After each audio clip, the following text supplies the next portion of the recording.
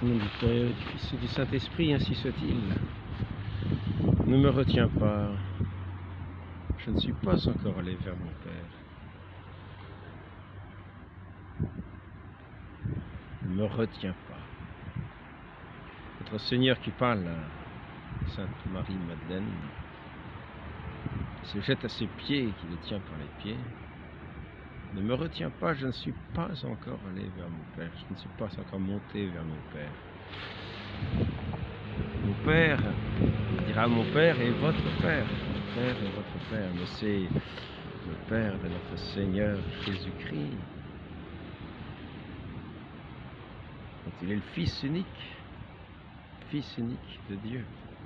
Je ne suis pas encore allé vers mon Père, ne me retiens pas. Parce que nous voulons retenir notre Seigneur tel que nous le connaissons, tel que nous nous connaissons les uns les autres, tel que nous nous faisons une idée les uns des autres, et nous retenons les uns les autres, dans cette idée que nous nous faisons les uns des autres.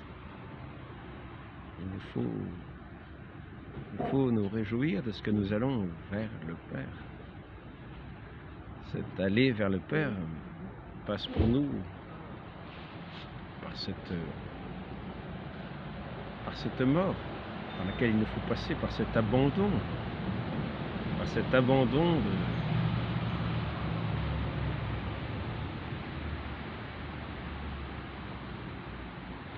de nos façons de penser d'ici-bas, afin de pouvoir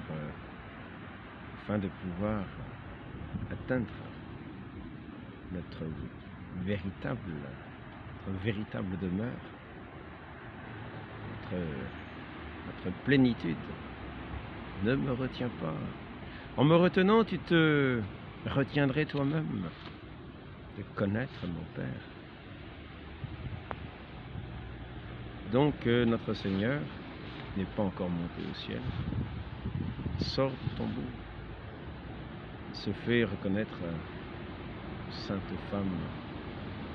Le reconnaissent, lui, le Rabouni, le maître, le Seigneur ici-bas, Seigneur, celui que vous appelez Seigneur, le maître, celui que ses disciples ont suivi pendant des années. Mais notre Seigneur veut les mener plus loin encore.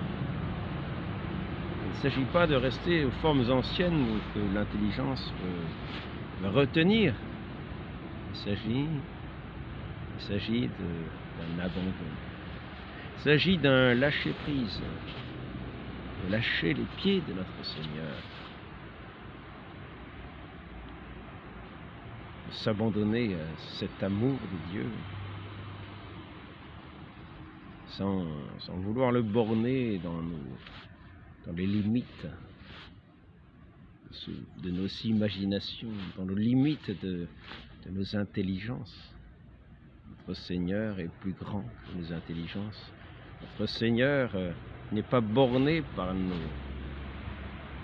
manières d'être, nos façons d'être, même si nous sommes à son image. Il nous invite à entrer dans sa ressemblance, dans sa connaissance. Il nous invite à entrer pleinement dans sa connaissance. Cette connaissance, elle est pleine et entière lorsque nous allons faire notre demeure près de notre Père Céleste. Cette connaissance, c'est notre Seigneur Jésus-Christ. Notre Seigneur Jésus-Christ, mais non pas simplement de cette connaissance toute humaine que nous pouvons avoir. C'est une connaissance qui nous invite à grandir dans un abandon de nous-mêmes, dans cette pure confiance en Dieu. Le monde a crucifié le Seigneur de gloire. Le monde a crucifié celui qui est le Verbe éternel, la sagesse de Dieu. Et notre Seigneur dit, pardonnez-leur, Père, car ils ne savent pas ce qu'ils font.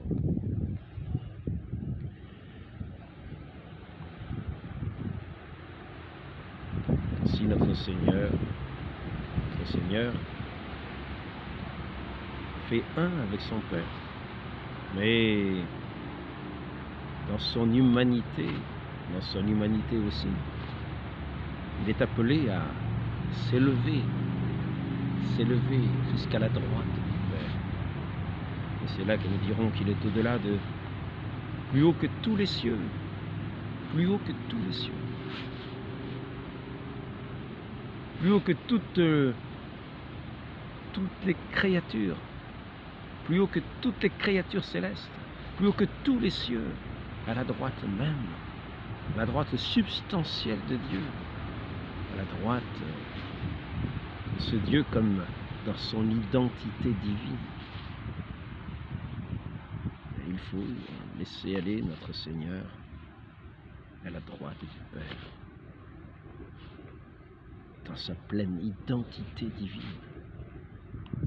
C'est lui qui reviendra dans la gloire pour juger les vivants et les morts. Lui qui va être l'avocat, notre avocat, auprès du Père. Il va monter dans sa gloire. Il va montrer ses plaies, les plaies de son humanité ensanglantée, les plaies de son obéissance, ses marques de cette obéissance à son Père. Tout ce qu'il a souffert pour le rachat des hommes.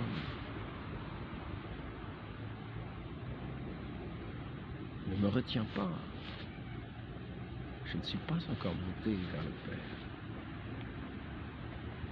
Notre Seigneur doit accomplir cette mission, cette rédemption, de cette incarnation tout entière. Il est descendu, il est remonté de là où il était descendu, de cette droite de notre Dieu, de cette droite du Père, lui qui est le Fils de toute éternité, qui a pris notre condition d'homme dans un abaissement jusqu'à se faire l'esclave, qui maintenant retrouve cette gloire qu'il avait dès l'origine, afin qu'il puisse agir dans la plénitude de ce qu'il est. Non seulement le témoin fidèle, mais aussi le juge des vivants et des morts. Ainsi nous sommes appelés à ne pas retenir notre Seigneur, ne pas l'enfermer dans nos idées préconçues.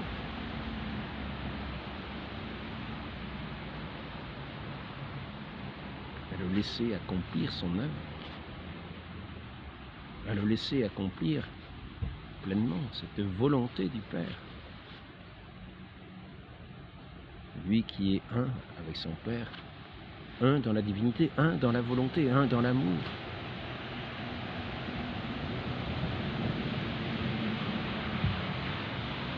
Nous sommes invités à monter à sa suite, pas rester ici-bas.